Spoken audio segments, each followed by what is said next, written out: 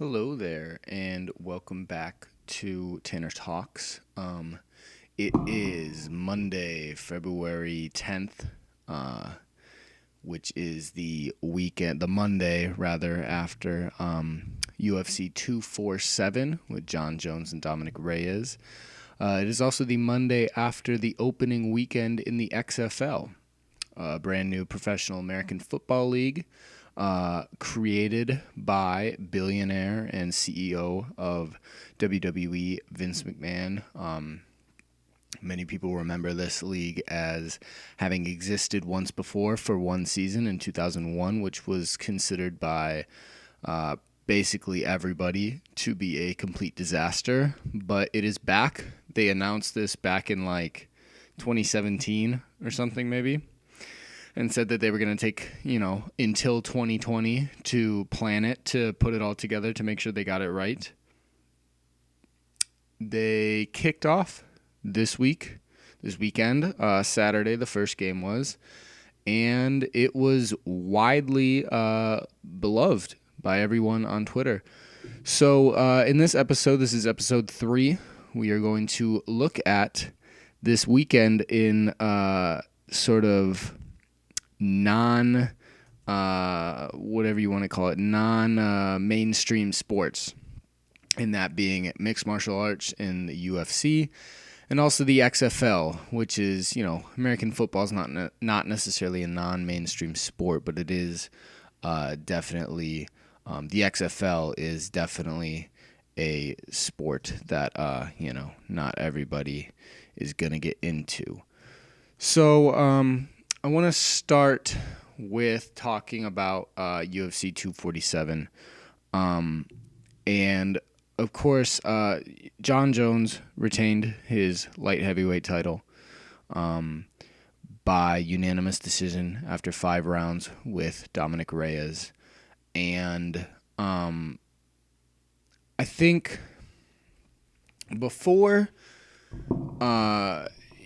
I guess I should say, if you did not see the fighter, if you're not familiar,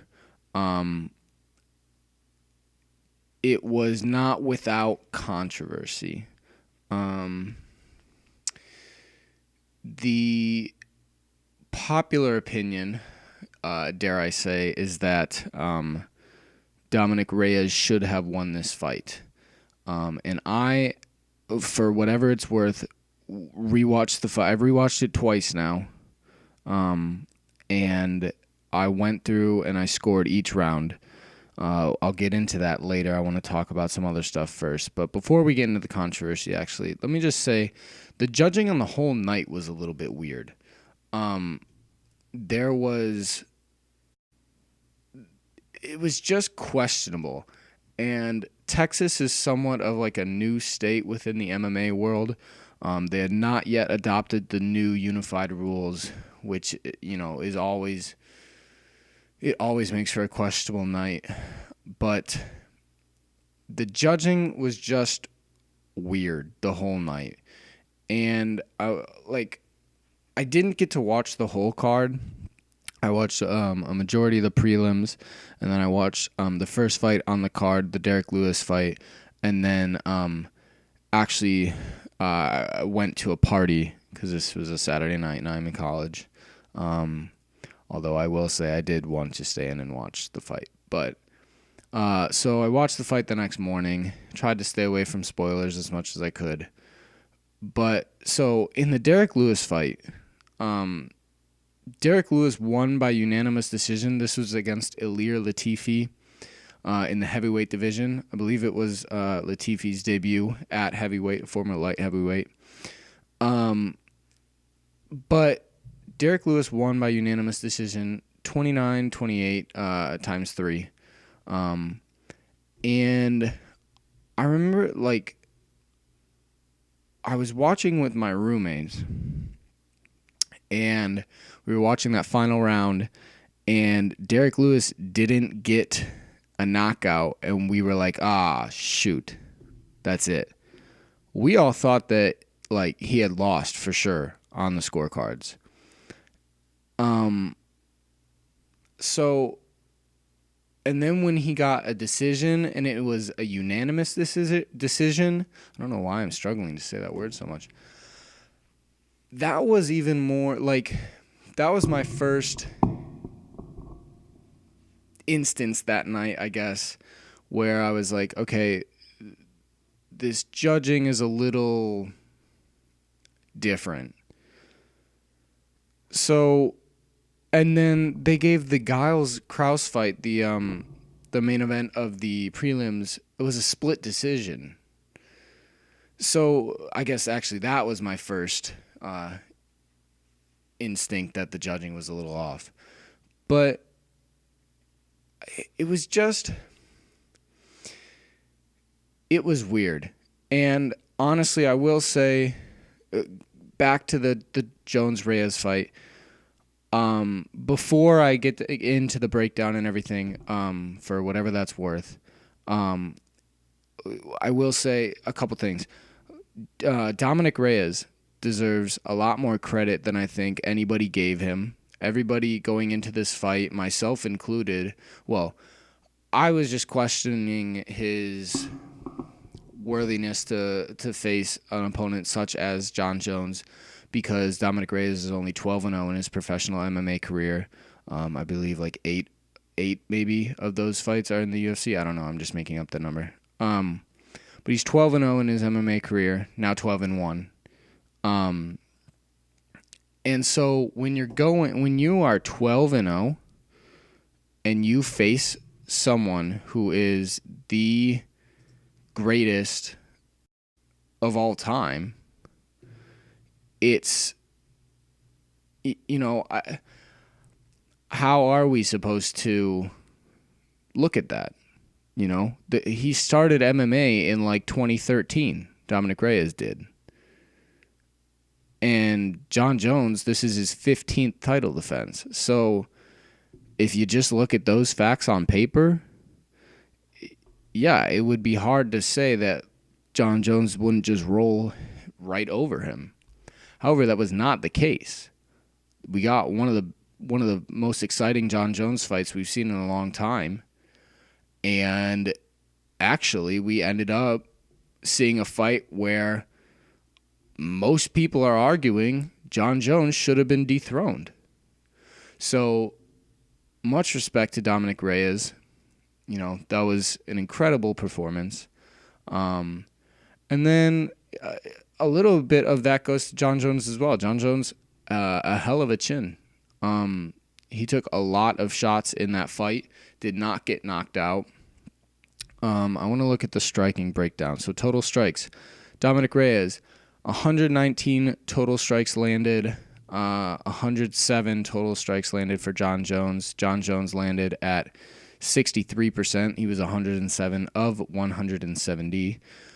Reyes at 45%. He landed 119 of 263 strikes thrown. Significant strikes. Dominic Reyes, 116. Jon Jones, 104. Jon Jones with 2 takedowns. Reyes with none. Although we'll get into Reyes' takedown defense, though. Jon was only 2 of 9 on his takedown attempts. They didn't credit Dominic Reyes with a knockdown, and he definitely had one. So, let's take a look at this, though. Where am I here? Okay. Let me take a look at this. Right before I started recording, probably about an hour ago, I went back and I rewatched this fight this would be the now 3rd time that I've watched it. And this time going through, I took notes on each round. I scored each round. I scored each round, and then I took notes and said, here's why I'm scoring at this. This is what we're looking at in this round. So I'm going to go through this with you again. Take it for whatever it's worth. I'm not an expert by any means. I just love watching this sport. So call me uneducated all you want. Come at me. Let's go. All right. Round one. I had 10-9 for Dominic Reyes. The first note that I had was that this was a similar start to the Conor Cowboy fight where Dominic Reyes came out with a really big shot that Jon Jones ducked, and that was really similar to how Conor Cowboy began, where Conor came out with a left hand that was looking to end it in one shot, and Cowboy just ducked it. I was essentially, if you just watch the first punch thrown, just the beginning of the fight, it starts very much the same, where Conor comes out, throws a punch, and Conor ducks it. It was the same in this fight. Anyway, so we begin the same, where a big shot, and it's ducked by the opponent. Then Dominic knocks him down. And this is what I don't understand. They didn't credit him with a knockdown. But Dominic definitely knocked him down. I forgot to put the timestamp on it, but there was definitely a knockdown. The number one thing that was interesting is how Dominic Reyes kept moving this whole time. This is something that the commentators were talking about, and I thought it was really interesting. Just the way that he was moving. He never stopped moving, and I thought that it was brilliant. Because if you are just standing there, you let Jon Jones, you're sitting prey. And the way Dominic Reyes kept moving around, kept circling, he was very much on the balls of his feet, jumping in and out of range. I thought his range management was really well. He was getting in on his shots and then getting out, which of course, when you're against Jon Jones, you're kind of almost never really out of range, just because he's always at such a huge reach advantage against all of his opponents. But I thought the way that Dominic Reyes managed that was really well done, and I thought that his movement was almost in a way confusing to Jon. What I was noticing was that it looked as if Jon was struggling to figure out the movement, and Jon almost seemed like he didn't know how he wanted to or how he could attack him. Now, I will say this may just be, Jon is a slower fighter. What he likes to do is he likes to get in there. He likes to see how you move around, see what you do, and he downloads your game plan, and then he'll come out in rounds 3, 4, 5 and just pop, execute, do what needs to be done. Maybe this is what Jon was doing. Maybe he's not looking to attack right away. He was looking to, just counter and figure things out, and then we'll get going in the later rounds like Jon Jones often does. But to me, it really did look like the way that Reyes was moving and popping in and out, it looked like Jon was confused and didn't know how to attack him. So again, I had round 1, 10-9 to Reyes. Round 2, also 10-9 to Reyes. Jon was running. Dominic was moving forward and had Jon moving back, and forced him to he was running and escaping at the beginning of the round. Then Dominic got him up against the fence, and this is when we saw Jon's head movement was excellent. Dominic cornered him up against the cage and forced Jon to use his head movement to dodge punches, and then Jon eventually slipped out and took control of the center of the octagon again. But so great head movement on Jon's part. But again, it was just, you can't deny that Dominic Reyes was not controlling this round. And when you move someone up against the fence and you cause them to have to go into sort of, expert level head movement mode just to get out of there because you've cornered them in this position, that's winning the fight. Even if you're not landing those punches when you get him cornered, just getting him cornered, it takes so much. So Dominic is still controlling the movement at this point. John seemed to, the striking exchanges that did happen in this round, John did not seem to be initiating them. To me, it seemed like most of his strikes within this round were seemingly mostly counter strikes. So 10-9 Reyes, round 2 as well. Let's go to round 3. This was the first round for me. Another thing I want to say is that it's so important to rewatch these fights because when you see it the first time, you could see it in a completely different way than when you see it the second time around. When I saw this fight the first time, I was like, how could they possibly have given that to Jon Jones? When I watched it the second time around and the third time around, you start to see things that you don't quite see in the technical aspect before. So there were certain round 3, this was my first kind of question mark round where I could see how you might give this one to Jon. And this was, I had the same kind of reaction with the Yoel Romero, I think it was Paulo Costa fight, where everyone thought that Yoel won, and they gave the decision to Costa. But the second time I watched that fight, you watch it and you're like, okay, I could get how I see what they were seeing now. So it's always important to rewatch these fights. So round 3, this is the first time that it's kind of a question mark round for me.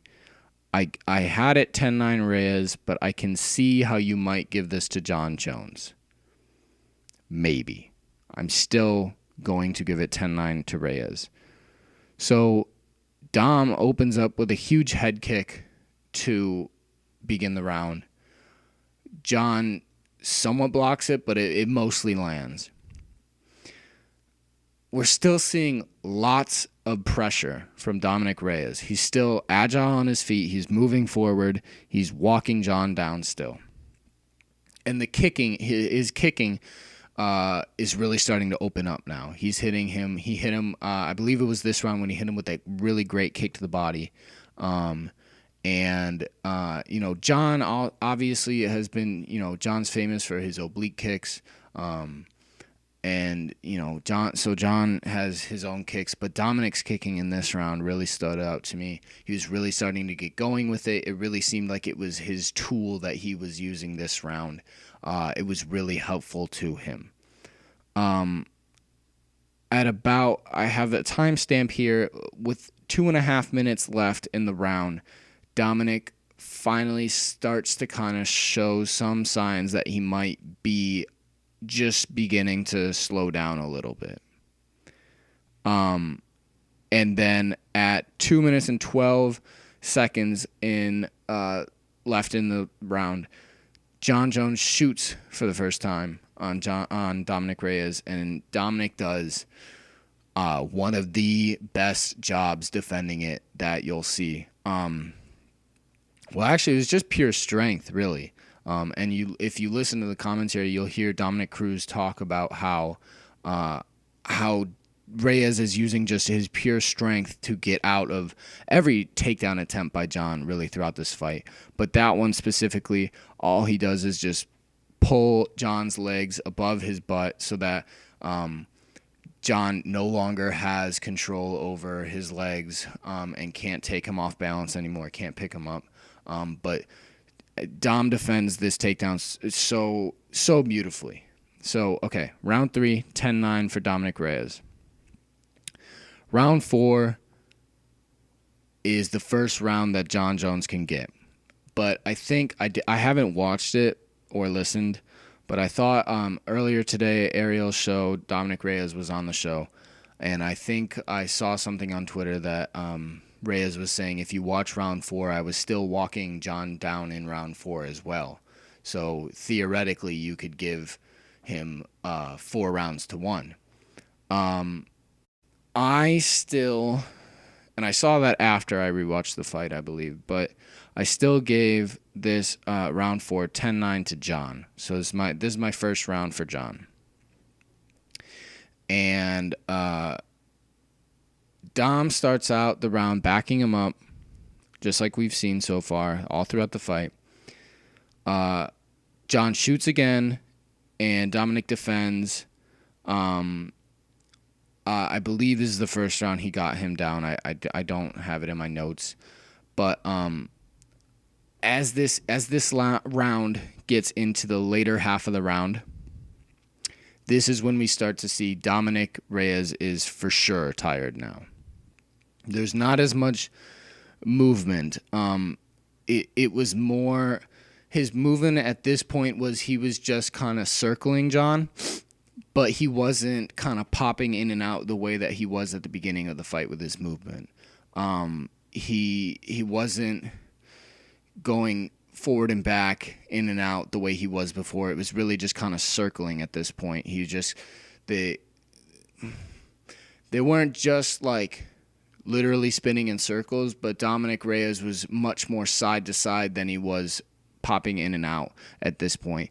And the other thing that was a sure tell that Dominic Reyes was more tired at this point is if you look at his feet.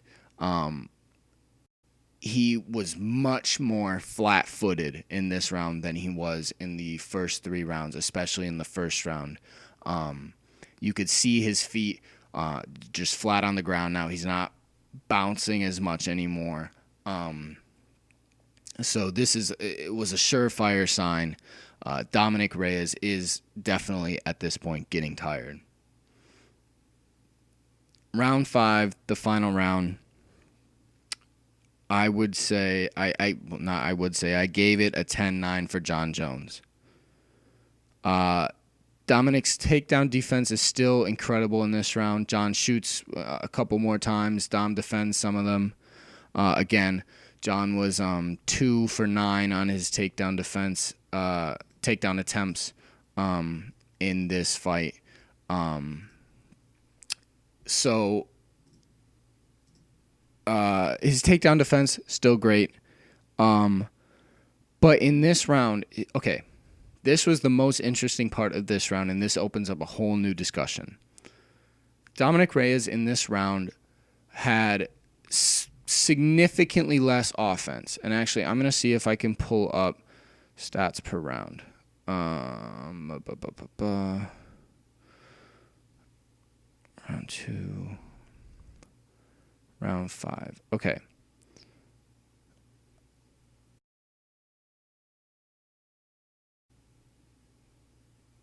Dominic Reyes had way less offense in this round. If you look, it seemed as though he had spent a lot of this round just sort of avoiding John.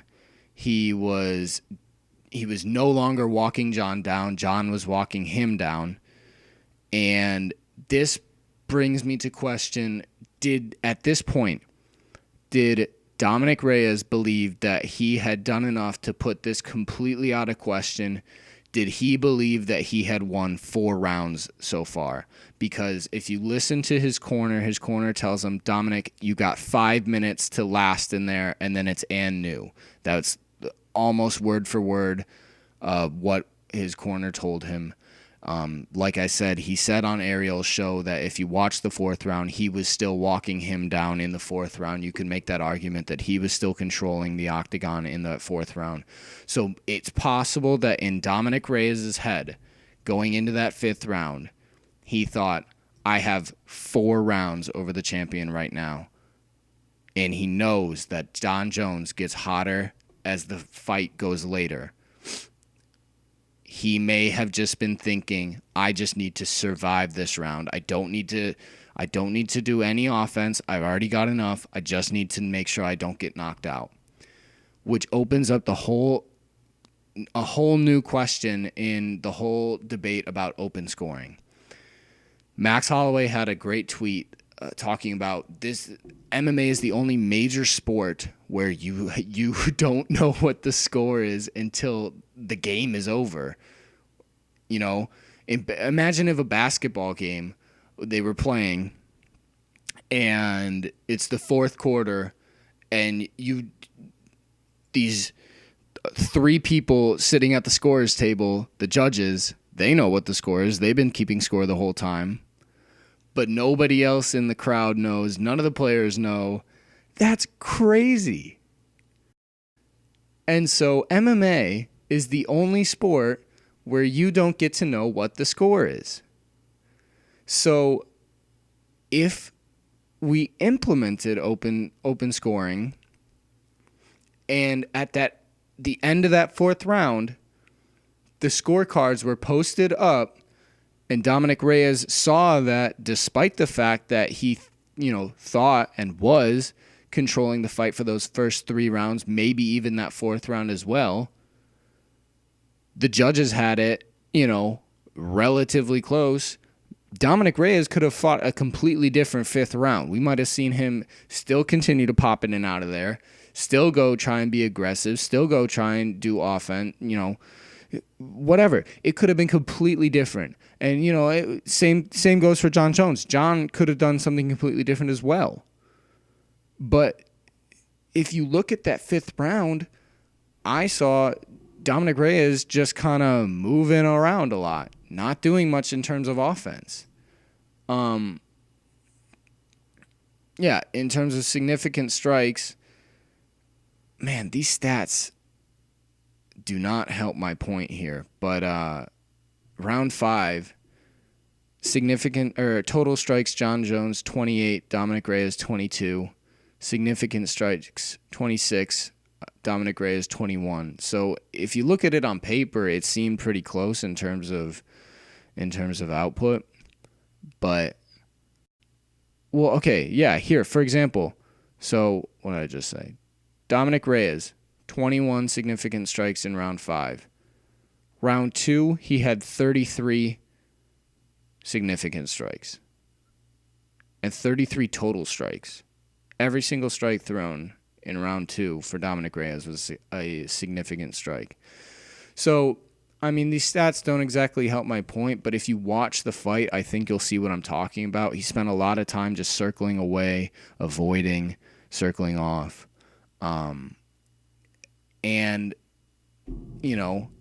If we had open scoring, we could have seen a completely different 5th round. And I think, so overall, I had it 48-47 for Dominic Reyes.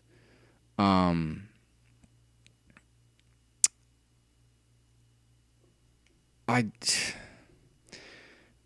judges, the official judges scored it 48-47, 48-47, 49-46. The one judge scored it 4-1 for Jon Jones, which is absolutely ridiculous. Luke Thomas was tweeting about how this is a fireable offense. I agree. That is 4-1. You think Jon Jones won 4 of those rounds? You simply don't know what you're watching if you think that that's the case. To say that Jon Jones won 4 of those 5 rounds is absolutely wrong. There's nothing else I can say about that. So, again, for whatever it's worth, I had it 48-47 for Dominic Reyes. I gave him 10 nines for the first 3 rounds, and Jon Jones 10-9 for the rounds 4 and 5. People are saying, it's not the worst robbery we've ever seen. And then I saw somebody say to that, MMA is at such a sad point where every time this happens, we have to say, well, it's not the worst robbery we've ever seen, which is also a fair point. So fair play to you. But it's just disappointing because if this was in Vegas, it's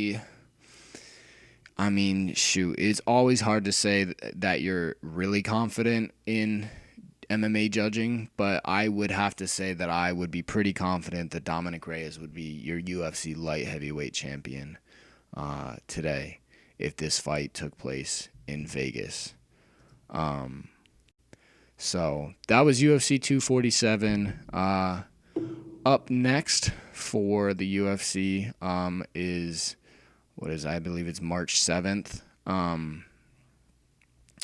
But it's Yoel Romero versus the middleweight champion Israel Adesanya, which is just one of the scariest fights that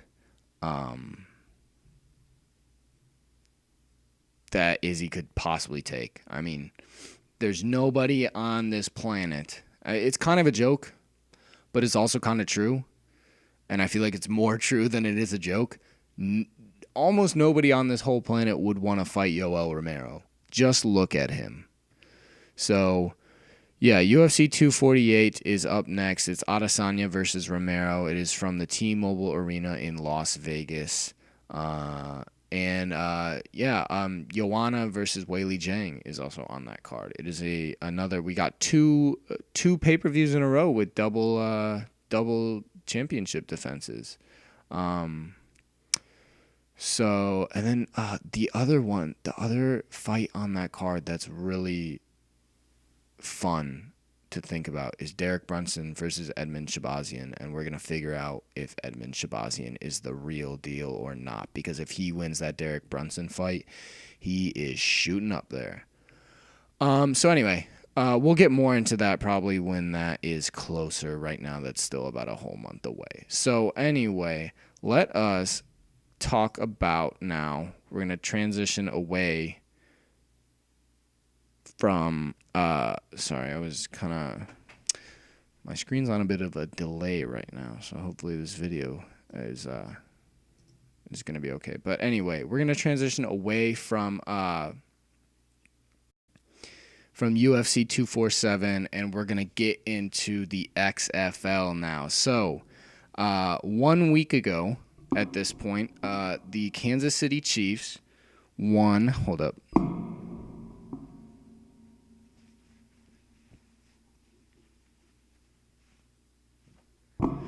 Kansas City Chiefs are the Super Bowl champions. Got to rep it in Missouri here.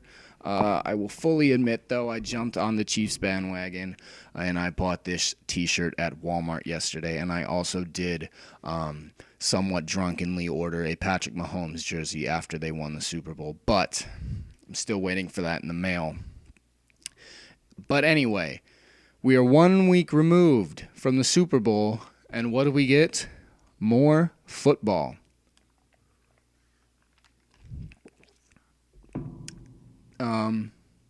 The XFL kicked off on Saturday, February 8, 2020, a date that they had circled years in advance, about 3 years in advance.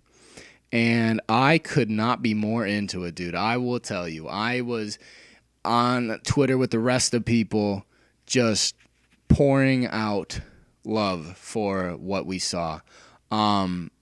This was so fun, and I honestly can't wait for this season. My team that I'm repping is the St. Louis Battlehawks for now, just because that is the closest team to me, even though I really, really don't like St. Louis. Until Chicago gets a team, the St. Louis Battlehawks are going to have to be my team. But they pulled out a win over the Dallas Renegades, and that the Renegades, I guess, were supposed to be the favorite to win the championship. So my team with the biggest upset of of week one. So how about that?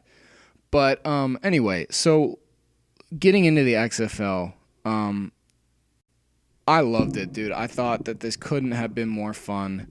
And I want to talk a little bit about what sets it apart from the AAF. So last year, we got the AAF, which was the American, what was it even? Like the American Allegiance of Football or something, or Allegiance of American something. I don't know. It's a weird name. But we got the AAF last year. And I want to break down what makes them different. So first of all, you get better players in the XFL, which leads to better play. Okay? If you watched any of the football that happened on Saturday or Sunday, there's 8 teams, so that means there's 4 games each week, 2 on Saturday, 2 on Sunday. If you watched any of that football that took place, it was pretty decent gameplay, you know? It was exciting, it was fun to watch, but overall, I mean, there were good plays happening. I remember watching the AAF, and it was just kind of sad. Like, it was boring. There wasn't a ton really going on. So better players, better play. On the business side of things, the XFL got a much, exponentially better TV deal than the AAF.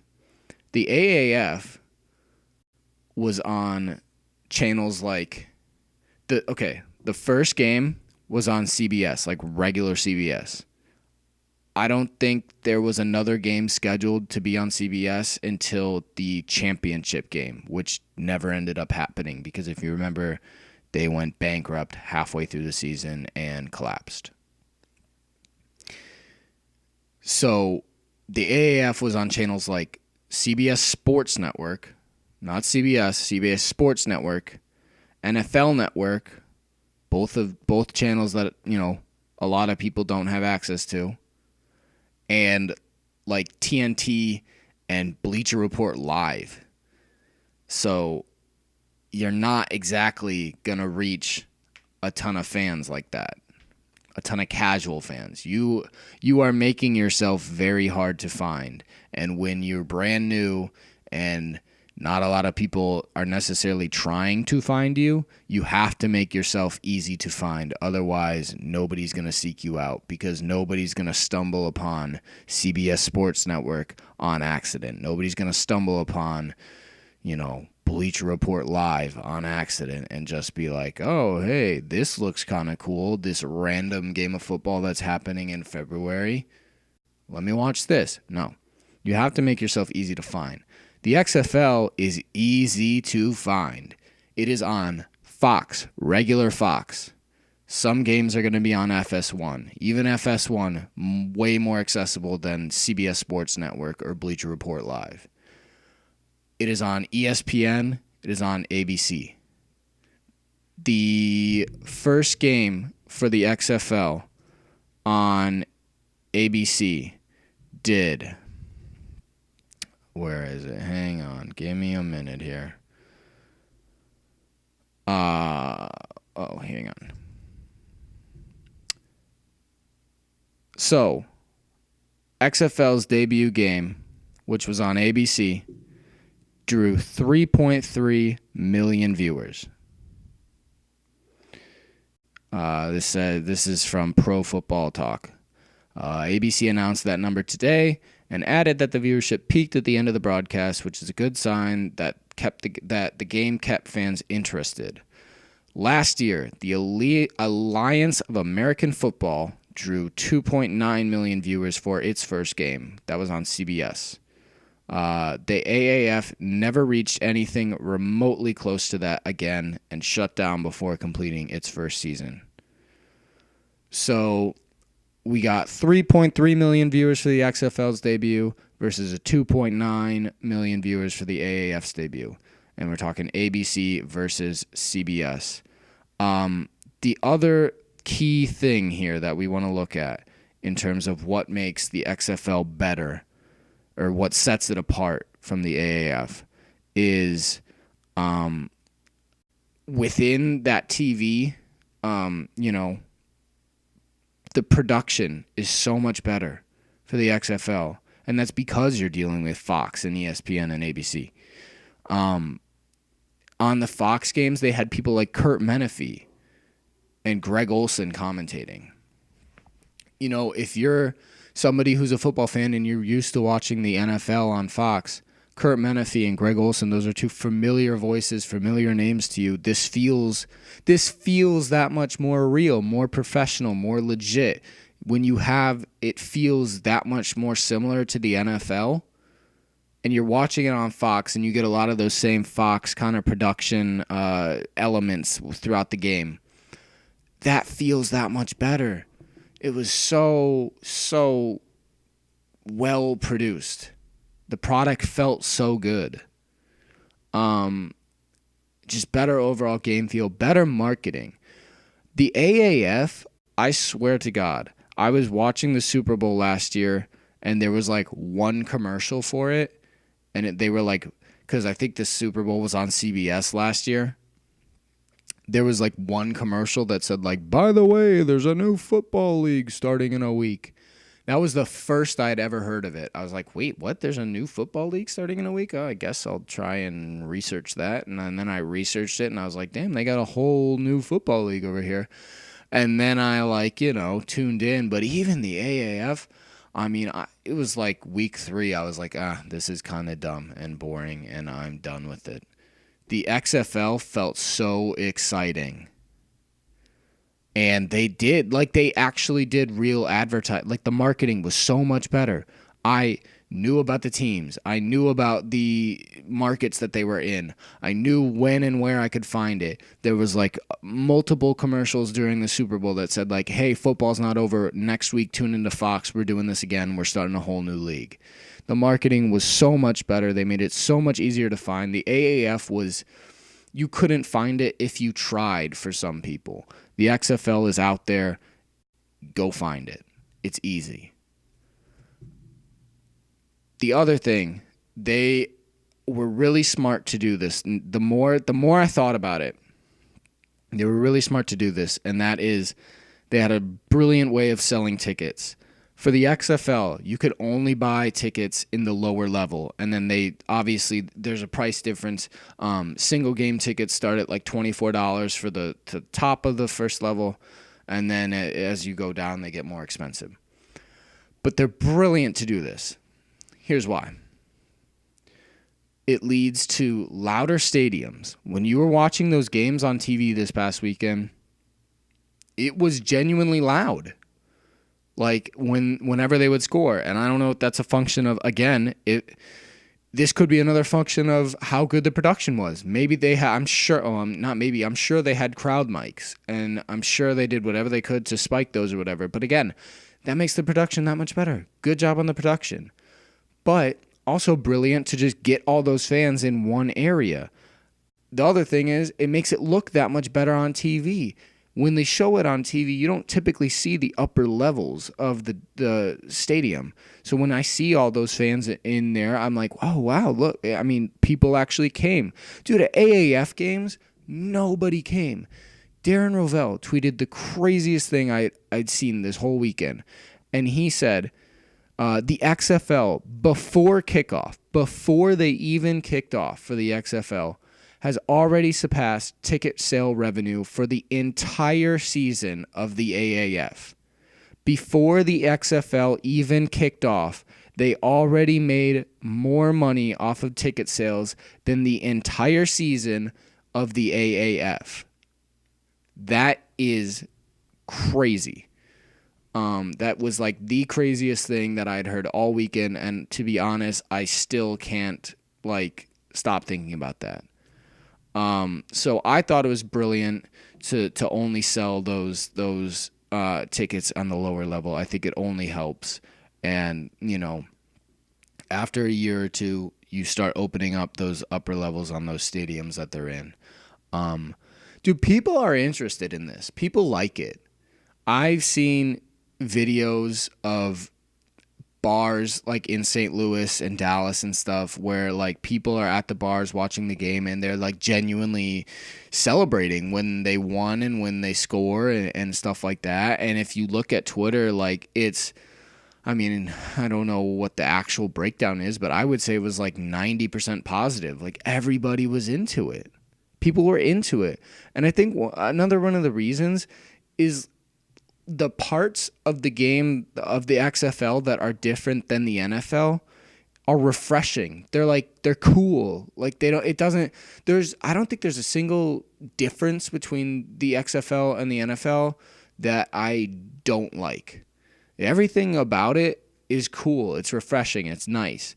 Vince McMahon said that, like, one of the biggest criticisms of the original XFL from 2001 was that it was like, it's so gimmicky and it felt so much like a Vince McMahon thing. And he said that, like, he learned this time around that the key to making this league successful is not gimmicky, but you have to focus on good football, not gimmicky football. And I think he's done that here. The kickoff rule in the XFL, where they're all lined up 5 yards apart from each other and then they can't go until the receiver catches the ball, that's brilliant. This is a play that for years the NFL has been doing basically everything they can to essentially make sure a kick return doesn't happen. But the only reason they don't want to get rid of it is because the fans are like, but it's the most exciting play in the game. Well, yeah, it kind of is, so, like, don't get rid of it. But what the XFL's done is they found a way to make it exciting and safer. You're not having people running. Listen, I played on kick return team when I played football.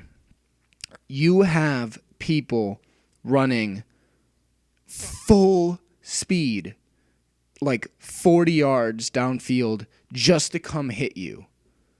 Full speed in full pads, 40 yards just to come hit you. That's like, imagine if somebody's running a 40-yard dash and at the end of it, instead of just you clicking the stopwatch and saying, oh, here's your time, they run into you.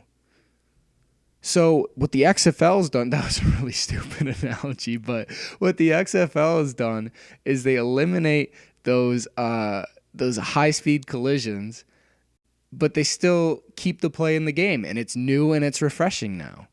And they got 1-foot catch rules.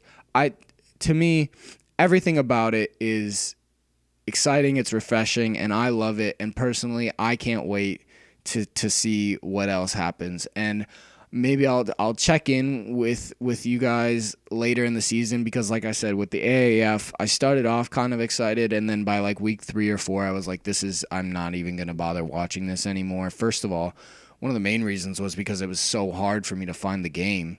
I was following the Salt Lake City team, the Stallions, and it was so hard for me week to week to figure out what freaking channel they were on, if they were even on a channel, or if they were just like streaming somewhere on BR Live or whatever. But so this time around, I will let you guys know how I feel about the XFL about halfway through the season.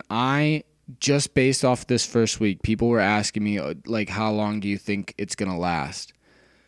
I think we got a winner here. I feel like it's really, like, this is meant to stay. This is going to be around. Somebody asked me over under 5 years. I said over, just based off this first week. It could not have been a more successful first week for them. I think that it was brilliant. I think everything about it was just, the production was so good. And I'm so excited for it. I'm all about it, dude. I could not stop talking about it, and I can't wait. I'm trying to go to a Battlehawks game so bad. Just trying to figure out some dates with some friends. So, but yeah, if I go to a St. Louis Battlehawks game and I actually experience an XFL game, I will for sure let you guys know how that is. But so, all right. I mean, we're like 45 minutes into this at this point. I'm just kind of rambling now. So we talked about UFC 247, Jon Jones versus Dominic Reyes. I gave you my thoughts. I gave you my whole breakdown. I got a whole, by the way, this is what I was looking at the whole time. I don't know if you can even really see it, but I got a whole page full of notes that I took on the fight. But I gave you my breakdown. I gave you my thoughts. It's unfortunate what happened to Dominic Reyes, because theoretically, we've never seen anybody fight that way against Jon Jones before. So it's super unfortunate that, the consensus is that he got robbed. Extremely unfortunate, but what are you going to do? I don't know. Do judges judge based off of, this is the champion, so if it's question mark round, we give it to the champion? Is that how this works? Or did they truly believe that Jon Jones won all those rounds that they scored for him? I don't know. It's unfortunate.